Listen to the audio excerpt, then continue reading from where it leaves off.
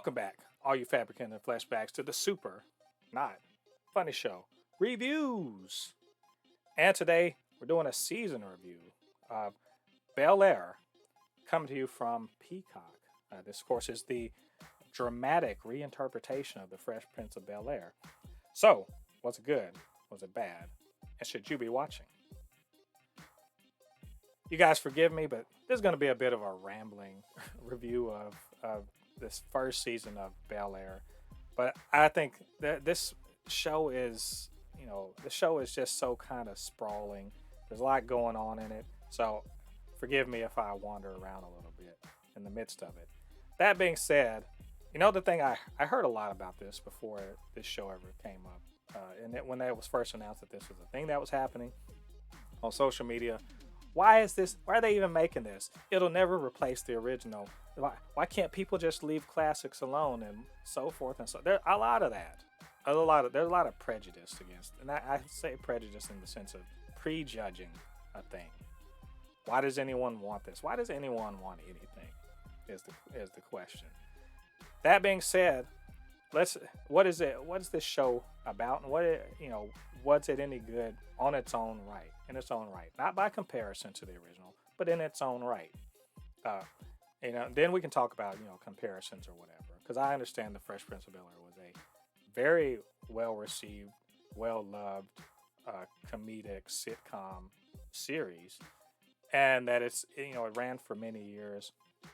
It's hard to get people to separate that, but I always campaign for and encourage people to judge a thing on its own merits and not by comparison to other things. Is it good in its own right? And to that end, and I'll keep it, I can keep it short for you. I mean, if you don't want to hear all the rambling, is hell yes, this show is great. It is great. It is one of the best dramatic series that I've seen on TV in a long time. Like I'll say, probably in the last few years, definitely one of the top 10 dramatic series, and it does so in a space that largely doesn't really like to tolerate a lot of all black or primarily black casts. There's a lot people of color get to be be the predominant people in sitcoms, but dramatic series not so much. And this is probably owing to the fact that other things like Power, Empire, etc. have really kind of made their mark in the last decade. And so they've made it a lot easier for something like this to happen. And it does not hurt that it is, its premise is basically what you know from the Fresh Prince of Bel-Air. And of course, the Fresh Prince of Bel-Air's premise is, we've seen it all before. Somebody from an entirely different place goes into a really posh, part of the world, and then they have to sort of navigate what's going on there, and they sort of make their mark and make their own lane. So to that end, how does Bel-Air stack up in it? And I think, in the sense of being a drama, it is excellent. It takes, I take the first episode, I take it to essentially be the title sequence of the Fresh Prince of Bel-Air comedy show. You could take that sequence where he talks about getting in a fight and all that stuff, and it's real funny in the sitcom, but there's nothing funny about it in this one. It's deadly serious. Because it says, let me see the words of that song. Let me see the words of the intro. And let's actually interpret it into a real life scenario. And why would we all have to go just because he got in a fight? And it becomes, it's a matter of life and death and all that stuff.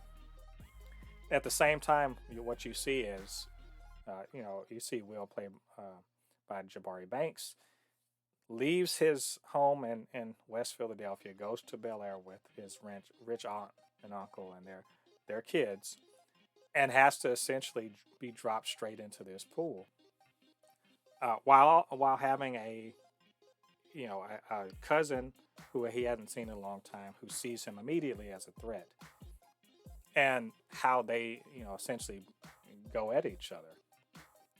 And so throughout the 10 episodes, it's I take there's several storylines they're working through.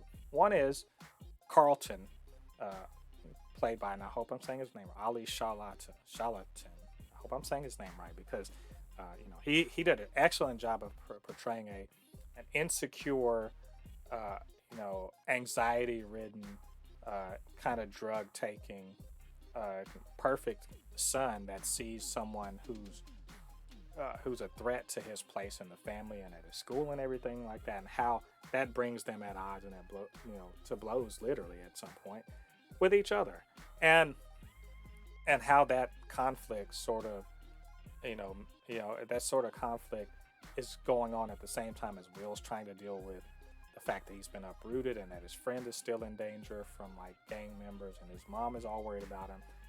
And then under at the same time, Uncle Phil is running for DA in Los Angeles, and how he's trying to navigate being not just being a black male in America, but and in Los Angeles, but also um, being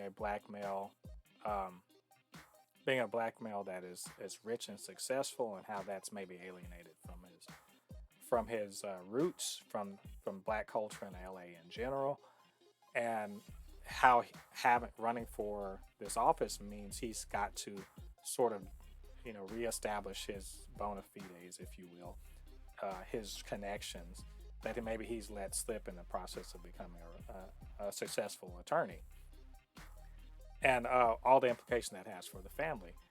And also, because there's a lot, like I said, a lot going on in here.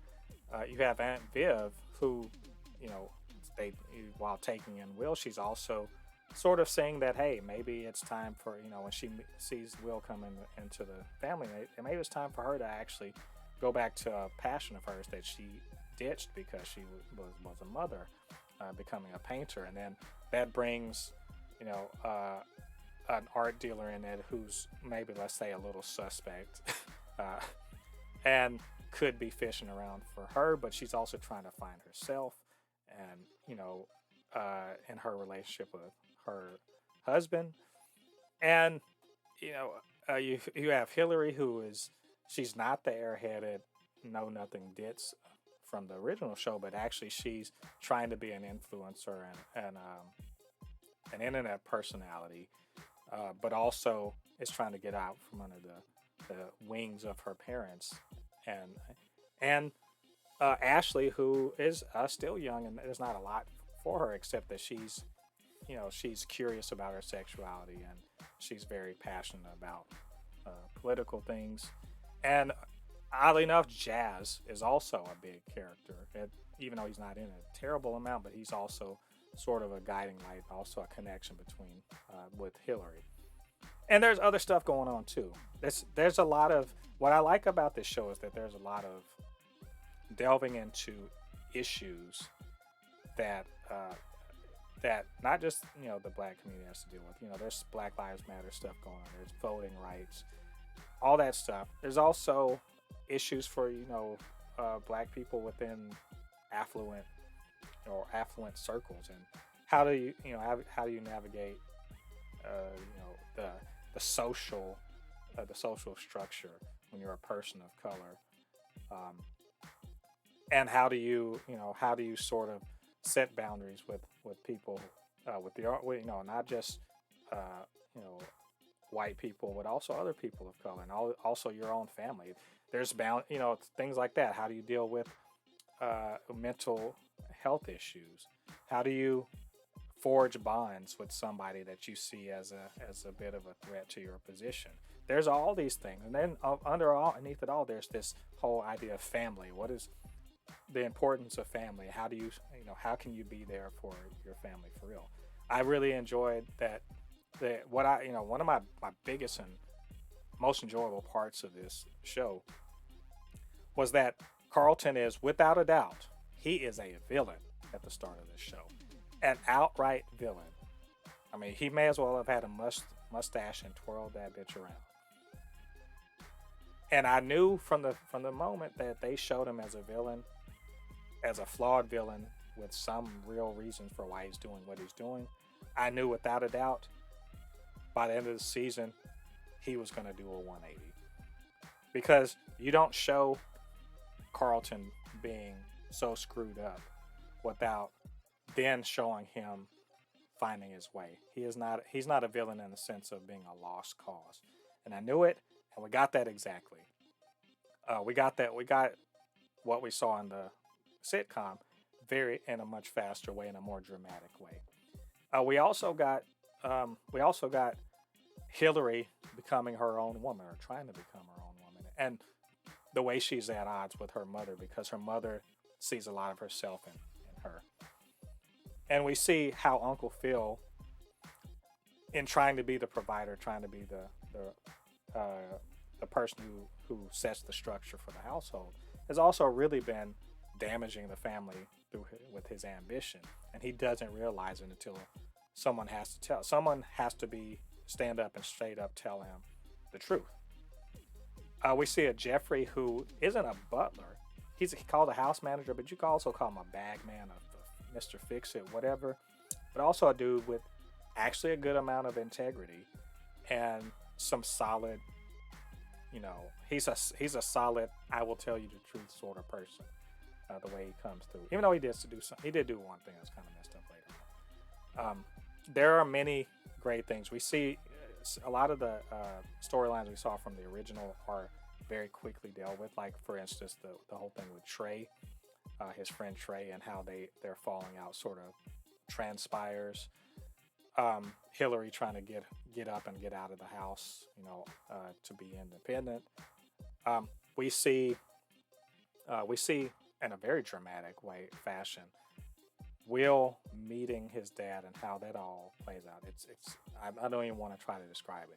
Let's just say it's intense. Intensity is really kind of the name of the game for this show.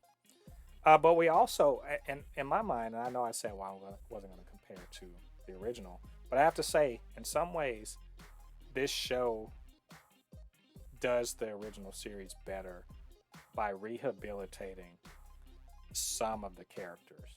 And by rehabilitating, I mean not making them stereotypes, but instead giving them, giving their characters starting points and their journeys a lot more meaning.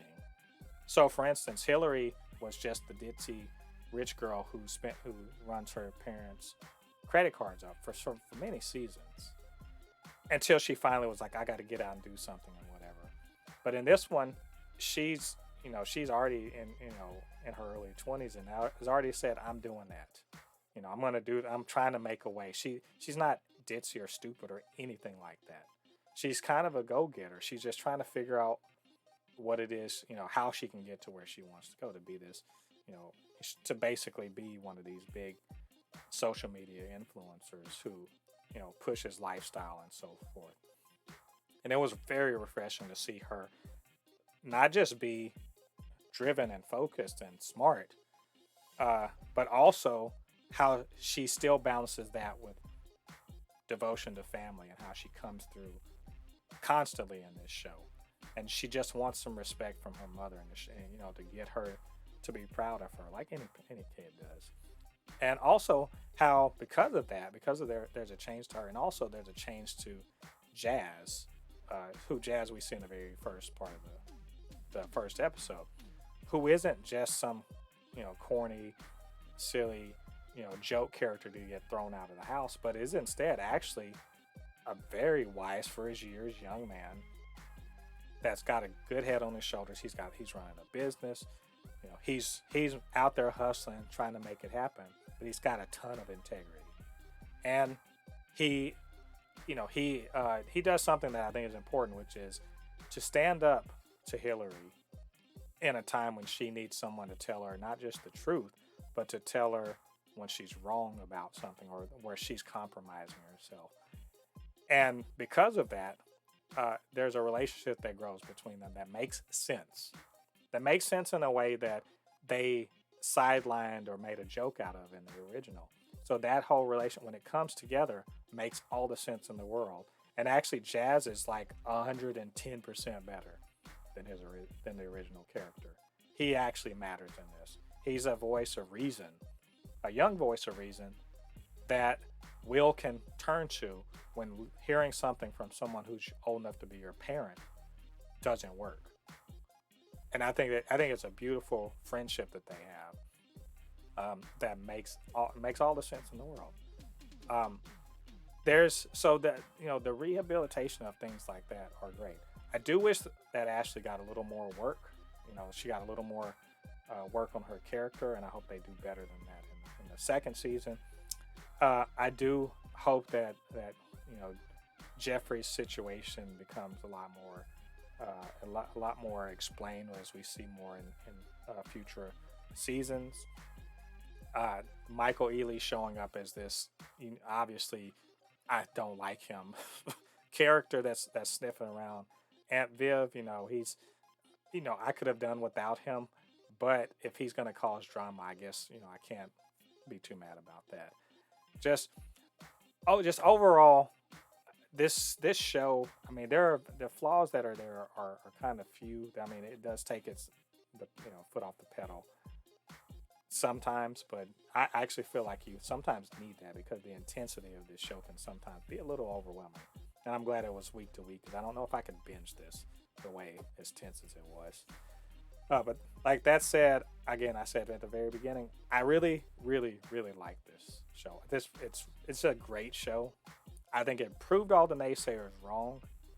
I think that it is a great addition to your TV lineup. It is saying some important things. It is. I also think, as they said, showing Black excellence. I love. I don't normally say things like that, but I did kind of enjoy just how much I was just like, man, these guys, they're not just doing big things, they're looking good while doing it. And I guess that could be a flaw or a flaw, or it could be something that you enjoy. I'm just about everyone on here is just looks great. They look great at all times. There's nobody on here that you're too bothered by. Even Lisa, which I think will probably be the most divisive character, but just because of she's kind of up her own butt, I guess you could say, in the later parts of this show, and it's a little off-putting, but that's only because we as an audience know what's going on and she doesn't. So I'm not too bothered by that. Anyway, like I said, this is a rambling review. I did really like it, and I think everyone should be watching this. Even the naysayers, maybe you'll learn something, and maybe it'll turn you around. So anyway, I hope you all watched this show, and if you did, what did you think about it? What do you think about what I had to say? Why don't you get down to the comics, let me know what you're thinking. Of course, you can always hit me up, supernotfunnyshow@gmail.com or at supernotfunnys1 on Twitter. And use that hashtag BEL-AIR. Get in on the conversation. There's lots to be had out there. And I'd love to chop it up.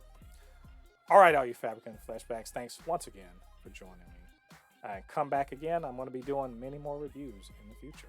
Until then, I've been Mo Coupe, your resident fabricant and comic extraordinaire on all things pop culture. And I'll see you guys on the other side of the thread. Peace.